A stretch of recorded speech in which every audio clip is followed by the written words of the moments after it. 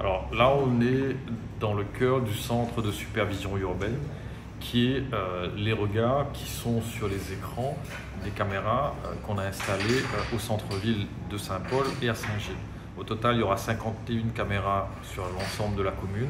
Là, c'est le premier niveau où nous inaugurons maintenant cette mise en service. 2023 verra l'ajout de 29 caméras supplémentaires pour avoir une vision sur les espaces publics, pour plus de tranquillité publique, pour plus de sécurité publique, mais aussi pour plus de prévention sur les espaces publics. Donc, c'est un investissement plus d'1 million d'euros pour la ville de Saint-Paul. C'est aussi des effectifs de police municipale et d'ASVP qui sont plus importants. On est passé de 28 à 45 effectifs sur le territoire de la commune de Saint-Paul, qui se rajoutent à deux séquences encore importantes entre la police municipale de nuit qui sera effective à partir du 15 décembre, donc de 21h à 7h du matin, notamment sur les zones festives, sur les centres urbains. Et aussi, on a vu qu'à Saint-Paul, on est une ville touristique, on est une ville balnéaire, et de mettre des agents temporaires de police municipale pendant les vacances, donc jusqu'au 31 janvier, ça permettra aussi d'avoir une amplitude en termes d'effectifs sur les espaces balnéaires, sur les espaces de centre-ville, pour prévenir, pour informer, pour aussi sur la question des déchets, mieux gérer cette question des déchets où on voit souvent les plages qui ne sont pas respectées à ce niveau-là. Donc un travail global, augmentation des effectifs, mais surtout un centre avec le visionnage des caméras qui permettra d'avoir plus de sécurité pour les commerçants, plus de sécurité pour les habitants, mais aussi pour nos visiteurs qui viennent sur le territoire de la commune de Saint-Paul.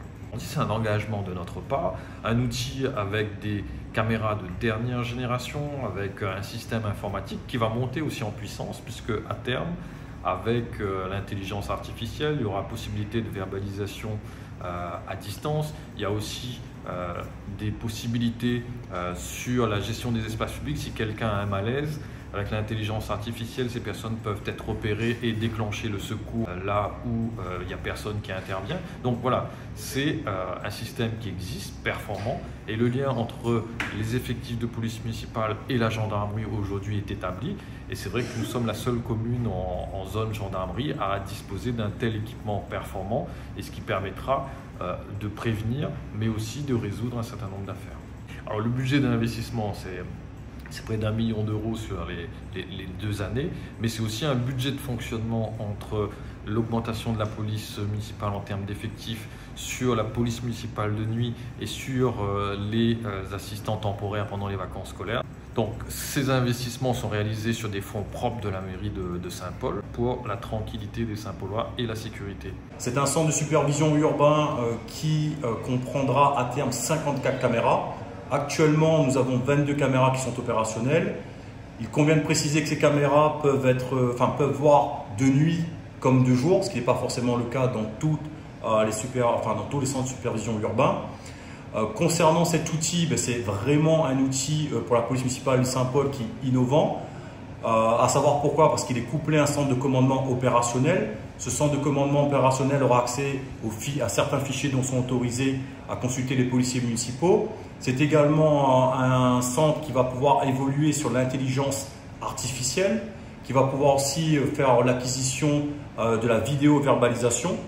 En parallèle, on va aussi faire l'acquisition d'un certain nombre de caméras nomades qui sera beaucoup plus axée sur les personnes qui jettent des déchets en dehors, bien sûr, du système de vidéo de protection actuel. Permet de renforcer la coordination opérationnelle et judiciaire entre la gendarmerie nationale et la police municipale. Donc il y aura notamment avec le commandant de compagnie plusieurs réunions qui vont être organisées entre nos services pour aboutir à une forte efficacité des deux forces de sécurité sur le territoire.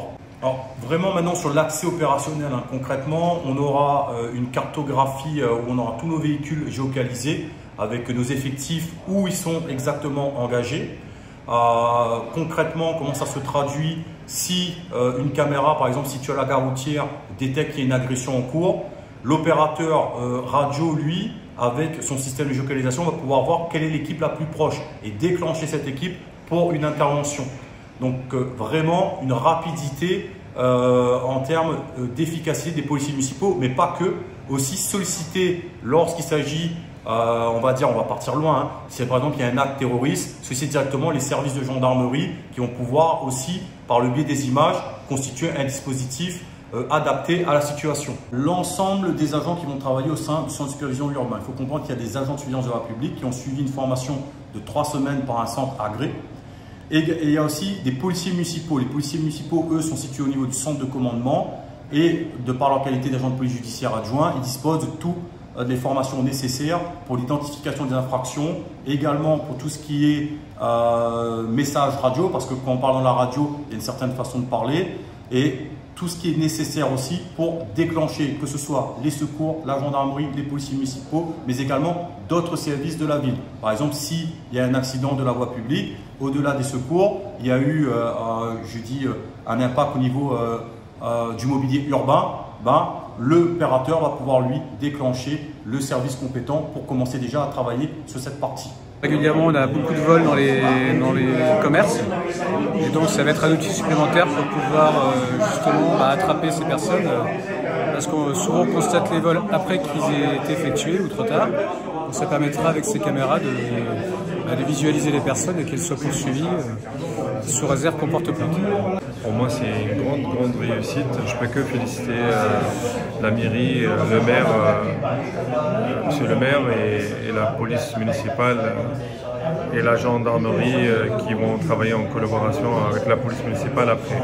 Ça va calmer certes l'indélinquance, ça va aider à verbaliser les voitures, d'après ce que j'ai compris aussi, qui vont être mal stationnées.